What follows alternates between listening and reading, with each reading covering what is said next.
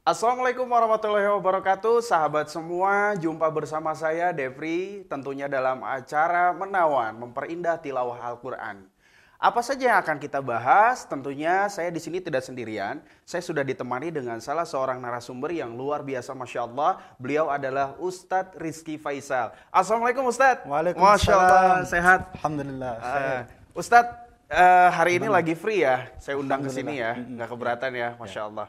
Kita akan berbagi nih Ustadz, Boleh, boleh. berbagi tentang bagaimana mengedukasi masyarakat, apa itu makna daripada kiroat dan juga makomat. Nah seperti itu Ustadz. Mungkin nanti ada pengembangan-pengembangan permasalahannya yang terjadi di masyarakat, seperti kadang-kadang masyarakat ini di sisi lain memperhatikan dulu irama, tapi ada hal-hal yang terlewat. Namun jauh daripada itu kita akan membahas dulu tentang kiroat ini seperti apa Pak Ustadz. Nah, Oke baik Pak Ustadz, silahkan. baik. Bismillahirrahmanirrahim. Assalamualaikum warahmatullahi wabarakatuh. Waalaikumsalam warahmatullahi wabarakatuh. Qiraat itu adalah jenis bacaan yang dinisbatkan kepada imam tertentu atau riwayat tertentu. Misal, qiraah Asim, qiraah Imam Nafi, qiraah Ibnu Katsir, dan sebagainya. Nah, qiraah yang dikenal itu yang mutawatir ada 7, namanya qiraah sab'ah. Ada 7. Ada 7 yang mutawatir. Iya, iya, iya. Pakai sholat boleh, pakai baca Quran boleh, mutawatir. Kalau di hadis sahih. Nah, kalau di qiraah namanya mutawatir. Mutawatir. Nah, ada 7. Dimulai dari imam yang sering kita pakai, qiraah yang sering kita pakai itu qiraah Asim. Kemudian yang kedua qiraah Imam Nafi. Kemudian yang ketiga Ibnu Katsir, yang keempat Abu Amr, 5 Ibnu Amir, kemudian Imam Al-Kisai, lalu Imam Hamzah. Baik. Nah, dari ketujuh ini, jadi tidak hanya qiraah sab'ah, ditambah juga plus 3 qiraah asyarah namanya. Tambahannya Abu Ja'far, kemudian Imam Khalaf, juga Imam Ya'qub. Baik, Nah, baik. qiraat itu lebih kepada jenis-jenis bacaan. Sementara makomat jenis-jenis irama, jenis-jenis lagu. Kiroat itu adalah jenis daripada bacaan. Sementara makomat itu adalah jenis-jenis daripada irama itu sendiri. Betul. Oke. Jadi Tapi apakah setiap tadi ya Ustadz ya, setiap imam itu mempunyai makomat atau irama yang berbeda? Atau dari kiroatnya sendiri boleh nggak dicampur adukan seperti itu Ustadz? kalau dalam ketika kita baca, Heeh. kita baca satu qiraat, maka terus kita baca qiraat itu sampai kita selesai. Jadi nggak boleh misal baca Quran halaman pertama kita pakai Imam Hafs, Imam Asim. Ya. Kemudian di lembar berikutnya tanpa kita wakaf, tiba-tiba ke imam lain, misal Imam Hamzah, Imam Al-Kisai, Ibnu Katsir. Itu tidak kecuali dalam wakaf intizari. Memang itu diniatkan untuk merangkum bacaan. Contoh, Alhamdulillahi Rabbil Alamin. Alhamdulillahi Rabbil Alamin. Ar-Rahmanir Rahim. Maliki Yaumiddin. Ar-Rahmanir Rahim. Maliki Yaumiddin. Mimnya pendek tuh. Iya. Nah, kemudian ada juga yang diidghamkan Ar-Rahmanir Rahim Maliki Yaumiddin. Kalau kita wasalkan Ar-Rahmanir Rahim Maliki Yaumiddin. Itu qiraah intizari. Waqaf Intizari. intizari. Jadi Waqaf dalam intizari. rangka merangkum. Dalam rangka merangkum. Dalam rangka merangkum. Oke. Jenis-jenis bacaan. Jadi tidak boleh dicampur adukan. Nah, kemudian makomat itu ilmu musik. Makomat itu ilmu musik. Ilmu musik. Jadi bukan ilmu tajwid. Sebentar Ustadz. Musiknya ini musik gimana? Irama maksudnya? Nah, irama. Irama teman-teman ya. Ya lalu silakan dilanjut gimana? Makomat ilmu musik. Ilmu musik. Jadi bukan bagian dari ilmu Al-Qur'an. Oh, Gitu. Sementara qiraat, dalam ilmu qiraat kita membutuhkan ilmu tajwid. Prosesnya Itu disebut dengan dasarnya ya? tahsin. Itu poinnya pentingnya Poinnya ya. gitu. Oh, jadi seperti itu teman-teman. Dan Tahsin ini begitu penting ya. begitu penting. Masya Karena Allah berfirman dalam Quran surat Al-Muzammil, a'udzubillahi minasyaitonirrajim, warattilil Qur'ana tartila. Dan kalau di mushaf kita bakal temukan terjemahnya tuh, dan bacalah Al-Quran secara perlahan-lahan. Tapi maksudnya bukan perlahan-lahan, tapi karena tidak ada padanan kata yang pas, Betul. jumlah kosakata di kita Iya. terbatas, maka yang lebih tepat itu dan tartilkanlah Al-Quran setartil-tartilnya.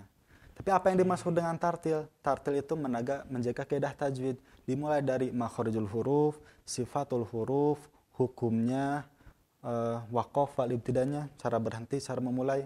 Oke. Nah, itu tajwid tuh. Berarti nggak boleh tergesa-gesa juga ya? Nggak boleh tergesa-gesa. Kadang-kadang ada yang belajar tergesa-gesa sehingga hukum-hukum tadi tidak terperhatikan seperti itu, Pak Ustadz ya. Nah, Nah, betul. itu bisa membatalkan atau bisa menjadi kesalahan nggak nanti ke depannya kalau seperti itu? Al-Quran itu terdiri dari 114 surat. Iya. Dalam setiap surat terdiri dari beberapa ayat, minimal 3 ayat, paling maksimal 286 ayat yang dari Iya. Al-Baqarah. Kemudian dari satu ayat ada yang terdiri dari satu kalimat ataupun lebih. Iya. Nah, dari satu kalimat minimal dia terdiri dari beberapa kata. Dari satu kata dia terdiri dari beberapa huruf. Satuan terkecilnya adalah huruf. Iya. Maka hal yang paling dasar untuk kita pelajari adalah makhrujul huruf, sifatul huruf. Baru lanjut ke ketika berurutan huruf dibaca huruf demi huruf, maka muncul hukum. Ada idhar, Iya, ikhfa, ya. ma dan sebagainya. Nah, maka itu yang harus dipelajari dulu. Warattilil Qur'ana tartila, itu yang paling penting. Kata Allah, tartil, bacalah Al-Qur'an setartil-tartilnya. Iya. Caranya menjaga makhrajul huruf, sifatul huruf, hukum, waqaf, wal ibtida. Nah, itu proses awal kita untuk mempelajari Al-Quran. Oke. Setelah bagus, boleh kita menghiasnya tuh, zainul Qur'ana bi aswatikum, dan hiasilah Al-Quran dengan suara-suara kalian. Cuman suara-suara tuh menghias dengan cara gimana sih? Karena ternyata nggak semua ilmu musik boleh dipergunakan kepada bacaan Al-Quran. Iya. Kadang seperti itu Pak Ustadz ya. Karena kalau kita melihat individunya masing-masing, kan tidak semua orang mempunyai, tidak semua orang mempunyai suara yang bagus, suara yang indah. Artinya apakah dituntut betul untuk menjadikan Al-Quran ini sebaik mungkin, sebagus mungkin? Padahal dengan kapasitas orang-orang yang berbeda-beda seperti itu Pak Ustadz. Kalau keindahan suara itu relatif. Relatif ya. Tapi kalau iramanya itu bisa dipelajari dan semua orang bisa itu. Berarti semua orang bisa mempelajari irama Bisa. itu? Jadi walaupun kan kita kenal misal musisi Indonesia kayak Ahmad Dhani, Iya. suaranya nggak merdu-merdu amat, Iya. tapi karena dia Aduh, pandai mohon maaf nih menulis Mas lagu- Dani. Gak apa-apa, kita lanjut Ustaz. Dikat. Iya. Gak apa-apa. Iya, betul. Biasanya musisi papan atas itu dia suaranya nggak terlalu bagus amat, tapi Iya. dia pandai mengkomposer. Tekniknya dia paham. Nah, taktiknya dia paham. Nah, makanya dalam ilmu maqamat pun ada teknik-teknik tertentu supaya dihiasnya tuh indah. Baik, Mau itu dengan jenis, ya kalau dalam ilmu musik yang lain kan ada ilmu apa? Pop, Betul, jazz, ada rock, rock, ya, kayak nah, gitulah ya. reggae. Heeh. Nah, dalam tilawah Al-Quran pun sama. Ada jenis-jenis irama yang dipakai untuk membaca Al-Quran, memperindah bacaan Al-Quran. Nah itu contohnya apa aja sih Ustaz? Bisa share sedikit? Nah, contoh, ini terkumpul dalam syair Suni'a bisihrik. Sunni Nah, abis sihrik. Sod. Nah, jadi setiap irama-irama ini mempunyai karakteristik tersendiri. Sod, soba, Suni'a bisihrik, sod, soba, nun, nahawan, ain, ajam, ba, bayati, sin, sikah, Sikah. sihrik, ha, hijaz, ro, ros, kaf, kurdi. Nah, Tapi itu kayak nama daerah ya Ustaz ya? Kurdi, Hijaz, betul itu daerah memang. ya? Oh, memang Kurdi dari... dari Turki. Oh gitu. Gitu. Kemudian Hijaz, sebelum ada kerajaan Saudi Arabia namanya Betul, Hijaz. Hijaz. Betul, kayak gitu. Oke. Itu kurang lebih nama-nama daerah. Iya. gitu. Nah, setiap daerah karakteristik pembacanya beda-beda kan? Beda-beda, betul. Sama kayak orang Sunda ketika menyanyikan lagu Sunda, beda tuh nuansanya ya. Betul.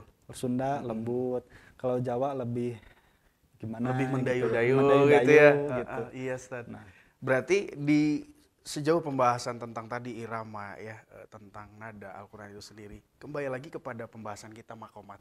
Artinya sebelum kita mempelajari nada-nada atau irama itu semua, kita penting sekali mempelajari makomat ya. satu yang paling wajib itu mempelajari dulu ilmu tajwid, Tajwid. karena Allah perintahkan warattilil Qur'ana Warattilil tartila. Qur'an tadi. Nah, Tajwid adapun yang kedua, ketika kita sudah betul, makhrajnya betul, sifat huruf betul, hukum tepat, nah maka boleh kita mempelajari yang lain, yaitu ilmu makomat. Kalau misalnya kita bangun rumah cuman tembok aja, itu kan fungsi utamanya. Iya. Tapi kita butuh estetik. Betul, Ustaz. Kita rapihin, Kita pakai cat, kemudian warna, Betul. lampu berwarna supaya ada terkesan estetiknya. Betul. Nah, tajwid dinilai dari sisi logika, menghasilkan benar dan salah, gitu. Ini ketemu ini berarti ini hukumnya ini, gitu. Iya. Nun sukun bertemu ha, huruf ha, maka dia dibaca dengan idhar, menghasilkan logika benar salah. Kalau kita talaki kan a'udzu billahi minas, bukan nasya, berarti salah dan benar. Tapi kalau ilmu musik, makomat, sudut pandangnya itu estetika, menghasilkan keindah atau tidak indah. Oke. Gitu. Jadi itu ya. Baik Ustadz, tadi seputar tentang pembahasan qiraat juga makomat ya. Dari skala prioritas antara tahsin dan irama, ini mana yang harus didulukan? Karena sebatas saya mempelajari dan melihat di masyarakat luas, banyak sekali teman-teman yang iramanya bagus, nadanya oke, tapi ketika ya ada teman saya yang betul-betul paham di bidang Quran ya, termasuk Ustadz, mungkin ketika mendengar tahsinnya kurang. Nah ini mana yang harus diperhatikan? Apakah irama dulu atau tahsin dulu gitu Ustadz?